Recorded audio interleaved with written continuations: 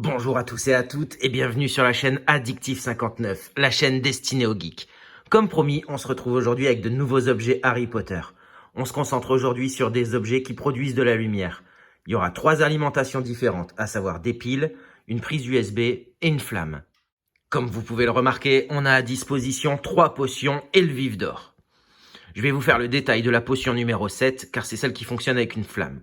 Je vais d'abord vous la détailler, la laisser chauffer le temps que je vous présente les autres potions et le vif d'or. Et je terminerai par la potion numéro 7 pour voir l'effet que donne cet objet. On est donc parti pour le détail de cette potion.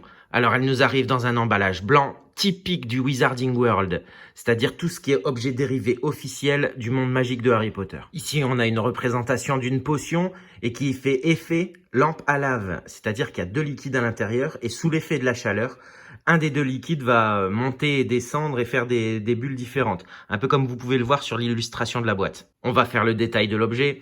Donc en premier lieu, je tiens à vous prévenir, c'est absolument pas un jouet. C'est vraiment un objet de décoration destiné aux adultes. De par le fait que ça fonctionne avec une flamme et de par le fait que, vu les matériaux utilisés, c'est absolument pas destiné aux enfants. Donc en y regardant d'un peu plus près, on a une fiole en verre avec 2 liquides à l'intérieur. On a un liquide qui est fluide et un liquide qui semble être fixe au fond. En fait, c'est de la cire qui va réagir avec la chaleur. La fiole, elle est fermée hermétiquement par un bouchon en cuivre. Et dessus, on a l'étiquette de potion qui nous fait rappeler le monde d'Harry Potter. On va passer au détail de la base, qui est pour moi l'élément le plus qualitatif de cet objet. On est devant un objet en métal, en 3 parties. Donc on a la partie qui supporte la fiole. On a la partie qui est censée diffuser la chaleur. Et on a la partie support où on vient poser la bougie. Donc sur ce support, on a ici le logo de Poudlard dans un sens. Et de l'autre côté, pour ceux qui veulent se souvenir de la licence, on a le Harry Potter. Donc c'est gravé à même le socle. C'est pas un autocollant ou quoi que ce soit, c'est vraiment gravé dans le socle en métal. Donc là, je vais l'allumer. Je vais le laisser chauffer le temps que je vous présente les autres objets. Et on verra si on a bien l'effet de lampe à lave qui est promis sur la boîte. On passe maintenant au vif d'or. Donc comme je vous disais, boîte typique représentative du Wizarding World. Boîte blanche avec les écritures Harry Potter. Et ici, on a le vif d'or qui est sous globe. Donc c'est un globe en plastique. Tout est en plastique en fait. Le globe, le vif d'or, la base. Et il est alimenté par une prise USB. Il va être illuminé sur toute la base.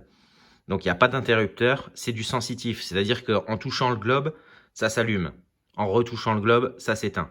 Donc je vais vous le montrer d'un peu plus près et après je le mettrai en route. Donc je vous l'ai rapproché au maximum, mais en fait avec le reflet de mon spot, vous ne verrez pas beaucoup plus si je me mets à le déplacer. Donc en fait on a un vif d'or qui est en plastique. Le gros défaut pour moi c'est que de 1 il est en plastique et de 2 que les ailes soient grises. Dans le film, le vif d'or est intégralement doré. Donc moi ce que je vais faire c'est que je vais le démonter et je vais le repeindre avec une peinture dorée spéciale pour qu'il soit vraiment fidèle au film. Ensuite sur la cloche vous pouvez remarquer que ici il y a le logo Harry Potter qui est gravé avec un vif d'or. Et là je vais le remettre au centre et je vais vous l'allumer. Donc pour vous montrer la manière dont il s'illumine, je vais couper mon ring de lumière. Hop. Et en fait, il y a juste à taper sur le globe de cette manière-là. Et là, vous voyez que toute la base s'illumine et on a vraiment l'impression que le vif d'or est en train de flotter. Et pour l'éteindre, pareil. Hop, on maintient la base, on appuie dessus et il s'éteint. Je vais vous le rallumer pour que vous puissiez voir. Voilà. Je vais essayer de le faire tourner, mais avec le fil, ça va peut-être pas être évident. Donc en fait, il est soutenu par une petite tige en PVC transparente. Et en fait, avec le halo de lumière, quand il est bien de face et avec le logo, on voit rien. On a vraiment l'impression qu'il flotte. Je vais maintenant vous présenter la potion polynectar. Donc on passe maintenant sur la potion de polynectar. Donc c'est l'objet le moins qualitatif de tous ceux que je vous présente aujourd'hui. Donc là, on a une base en plastique où il est repris Harry Potter. Donc c'est juste peint.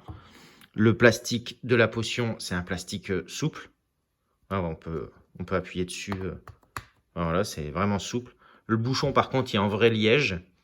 Après, l'effet est là. Hein. Ça ressemble vraiment à une potion. et il est alimenté par pile. Donc alimenté par pile, je disais. Et donc les piles, elles se trouvent dans le socle. Donc c'est 3 piles AAA. Et ici, il y a l'interrupteur. Vous pouvez constater ici, comme sur les baguettes, on a la licence et S 2020. Donc maintenant, vous savez que c'est un objet qui a été fabriqué en 2020. Donc on actionne l'interrupteur. Et là, on a un cycle de lumière qui est changeant. C'est tout le temps le même cycle de lumière, mais il alterne en fait. On voit sur l'étiquette Polyjuice Potion, donc c'est la potion polynectar. Je vais essayer de baisser un peu la luminosité pour que vous puissiez voir ce que ça donne dans la pénombre.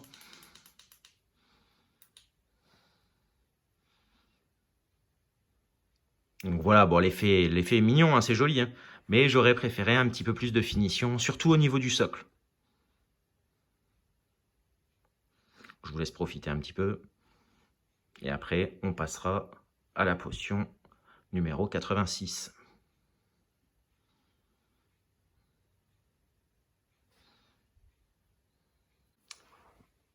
Donc voilà, maintenant on va passer à la potion 86, qui a un peu le même, qui est un mix entre les deux, entre le polynectar et le vif d'or. En fait, c'est un éclairage par LED, mais qui n'est pas alimenté par pile, qui est alimenté par USB. Donc je vous montre ça tout de suite. Voici donc le dernier objet que je vous présente aujourd'hui. Donc c'est la potion numéro 86. Donc c'est un objet qui est également en plastique. Et on voit une légère trace de moulage ici et ici. En revanche, à ce niveau-là, c'est pas un autocollant et c'est pas un plastique, c'est directement teinté dans la masse. Le bouchon est solidaire de la fiole et il est alimenté. C'est un mix entre le polynectar et le vif d'or. Il a un éclairage par LED et il est alimenté par USB. Donc plutôt que de vous expliquer, je vais vous montrer. Il y a deux types d'allumage. Il y a un allumage fixe et un allumage style bouillonnant. Donc je vais vous montrer ça, toujours en baissant un peu la luminosité. Donc il est alimenté par cordon USB et il y a un petit interrupteur ici sur le côté.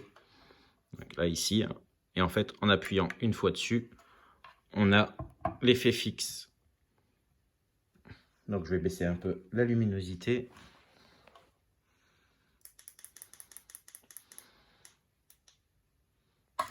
Donc voilà, on a un rendu qui est plutôt sympathique. C'est vrai que dans le noir, c'est joli. Le seul défaut que je peux lui trouver, c'est que la base, ici, elle n'est pas assez dissimulée. On voit l'éclairage LED à ce niveau-là. Donc si on peut l'exposer dans un socle, ce serait l'idéal. On passe maintenant au deuxième type d'éclairage. Donc là, toujours en appuyant sur le même bouton. Hop.